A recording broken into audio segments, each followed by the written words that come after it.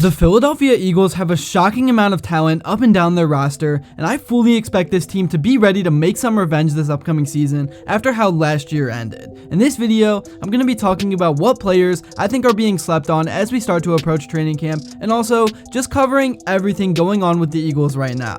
But before I begin, I would really appreciate it if you would drop a like and subscribe. It only takes 5 seconds, plus you can always change your mind. We are on the road to 30k subscribers, and with your support, I believe we can get there super fast. So starting off with the first potential breakout candidate in 2024 in no specific order, I have Ringo. The 4th round pick spent most of the season limited to special teams duty, playing just 1 defensive snap before week 14. Ringo finished his rookie season with 1 sack, 1 interception, and 21 tackles in 17 regular season games. He earned a role on defense for the final 6 games, starting 4 of them, and he could replace James Bradberry in 2024 as the starter opposite of Darius Slay. Here's some highlights and what people have to say about him. Richardson to the end zone, incomplete. Intended for shorter. Ringo back there in coverage, and it's 3rd down. Stroud gets it out quickly, incomplete. On the slant, tried to find Johnson. Ringo in coverage, 15 seconds to go, 3rd and 11.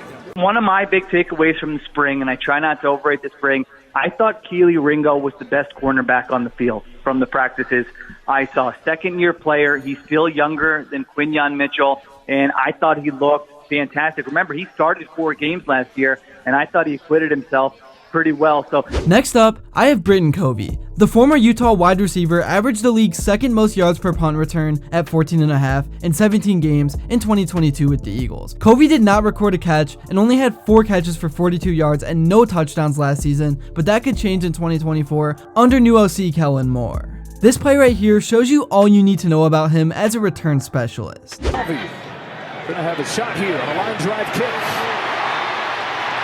Kobi slips free. Milton Kobi into Giants territory. Gets around Gillen. Kobi inside the 30.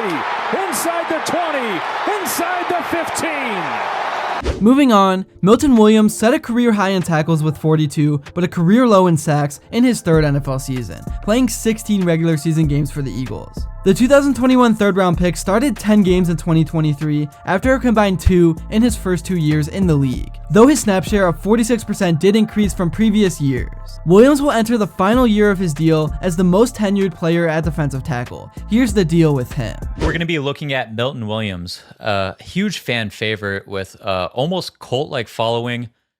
Listen, Milton Williams is a good player, but I think he might be good in a different way than most people realize.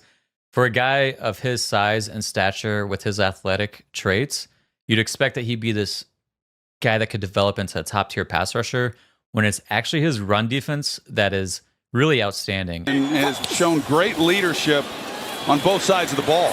He's in trouble here and sacked. There's Williams again.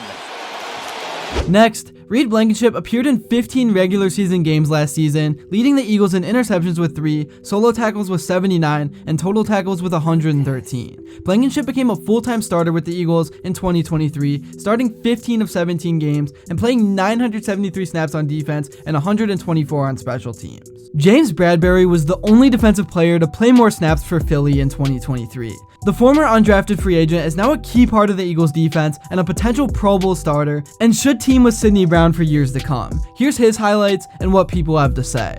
Blankenship really stepped up as a full-time starter in his 2nd year in the NFL. While there's a group of doubters, I think he's a very good player that put a lot of solid stuff on tape. So let's see what his game's all about. And coverage, he wins with quick processing, a good football IQ, and great technique. He understands how offenses look to attack different coverages, and it allows him to play fast because he knows where offenses are looking to go with the football. One that got chosen. Down the middle, picked. Mayfield's first interception of the season. And it's Blankenship doing the honors. Next up, this isn't really a sleeper, but I expect this to be Jalen Carter's best year yet. 1st round picks are expected to produce, but Carter got out to a fast start, and even after fading down the stretch, he still was the runner-up for the AP NFL Defensive Rookie of the Year award. Carter started just 1 game and played 51% of the Eagles' defensive snaps. But the 9th overall pick in the 2023 draft was 3rd on the team in sacks and 5th among all rookies. Here's what people have to say about him. 5, Prescott in trouble. Cox lost the football. Jalen Carter, the rookie, has picked it up. The Philadelphia Eagles drafted defensive tackle Jalen Carter in the first round, and the guy had a phenomenal rookie season. There's another guy that just came into the league out of Georgia playing for the Philadelphia Eagles, and obviously during his draft process, a lot happened. A lot happened during the draft process, both physically and mentally tasking on him, and I assume a lot of different situations, but he got drafted to the right place. There are stats now coming out that Jalen Carter, of the Philadelphia Eagles, has 25 pressures already, 9 more than any other rookie defensive tackle in their first 5 games during the next-gen stats era. Just give him the Defensive Rookie of the Year now.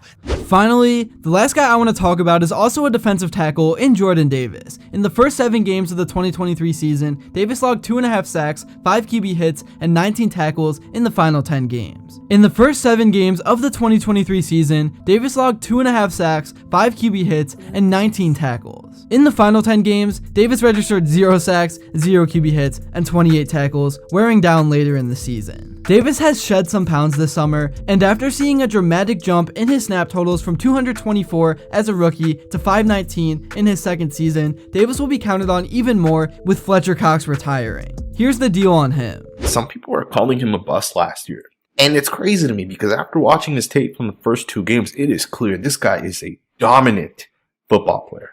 This guy's a physical beast. And you see plays now where he's starting to use his hands. And I'm telling you guys, as this guy develops, as this guy plays more than 17 snaps, because he only played in 17 snaps yesterday, which doesn't make sense to me.